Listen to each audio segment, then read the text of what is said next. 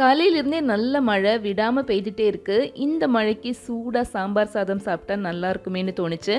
அதோட நான் வாங்கின காயில எல்லாமே கொஞ்சம் கொஞ்சம் மீந்திருந்ததுனால அதை வச்சு சாம்பார் சாதமே செய்யலாம்னு நினைச்சேன். இதுக்கு முதல்ல ஃப்ரெஷ்ஷாக சாம்பார் பொடி ரெடி பண்ணிக்கலாம். பேன்ல கொஞ்சமா ஆயில் விட்டு ஒரு சின்ன பீஸ் பெருங்காயத்தை வறுத்து எடுத்துக்கலாம். அதே பேன்ல ஒரு டேபிள் ஸ்பூன் கடலைப்பருப்பை ஓரளவுக்கு ஃப்ரை பண்ணிட்டு அது கூடவே 1.5 டேபிள் ஸ்பூன் முழு மல்லி, காஷ்மீரி மிளகாய், நார்மல் மிளகாய் ரெண்டும் சேர்த்து ஒரு 7 மிளகாய் எடுத்திருக்கேன். அதோடயே ஒரு டீஸ்பூன் சீரகம், ஒரு டீஸ்பூன் மிளகு, 1/4 டீஸ்பூன் வெந்தயம் எல்லாம் சேர்த்து ஒரு 2 நிமிஷம் நல்லா ஃப்ரை பண்ணிட்டு கொஞ்சமாக கருவேப்பிலை, 2 டேபிள் ஸ்பூன் தேங்காய் ரெண்டும் சேர்த்து ஓரளவுக்கு ஃப்ரை ஆனதும் எடுத்து வச்சிடலாம்.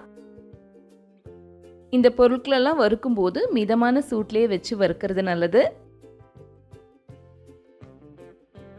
நல்லா சூடாறினதும் ஒரு மிக்சி ஜாரில் சேர்த்து ஓரளவுக்கு பொடி பண்ணிக்கணும். நெக்ஸ்ட் 1 கப் பிரியாணி ரைஸுக்கு 3/4 கப் அளவு துவரம்பருப்பு எடுத்துட்டு இதை 2 தடவை நல்லா அலசிட்டு ஒரு 15 நிமிஷம் ஊற வச்சிடலாம். சாம்பார் சாதம் செய்ய ஒரு குக்கர் பேனில் கொஞ்சமாக எண்ணெய் விட்டு கடுகு, மிளகு, சீரகம், சோம்பு, பட்டை எல்லாம் தாளித்து விட்டதும் கொஞ்சமாக கருவேப்பிலை சேர்த்துட்டு கூடவே 2 பிஞ்ச் அளவு பெருங்காயத்தூளை சேர்த்துக்கணும். இதோடய 2 பச்சை மிளகாய் சேர்த்து ஒரு நிமிஷம் வதக்கிட்டு 10 போல் சின்ன வெங்காயம், 4 பல் பூண்டையும் சேர்த்து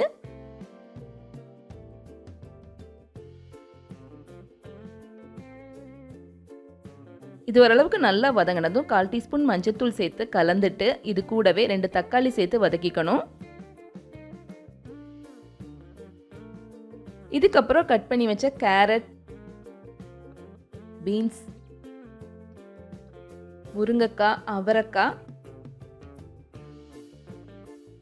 மஞ்சள் பூசணி, கத்திரிக்காய் எல்லாம் சேர்த்து ஒரு தடவை கலந்துட்டு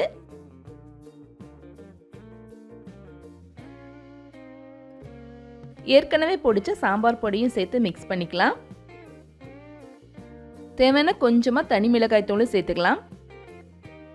நம்ம எடுத்திருக்கிற அரிசி பருப்புக்கு 5லேருந்து 6 கப்பு தண்ணி தேவைப்படும். இது கூடயே தேவையான அளவு உப்பும் சேர்த்து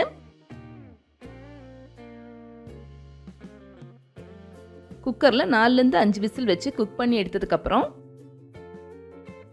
ஸ்டவ் ஆன் பண்ணி சிம்மில் வச்சுட்டு ஒரு நெல்லிக்காய் அளவு புளியை 1 கப்பு தண்ணி சேர்த்து 1-2 நிமிஷம் நல்லா கொதிக்க விட்டதுக்கப்புறம் சாதத்தோடு சேர்த்து நல்லா கிளறணும்.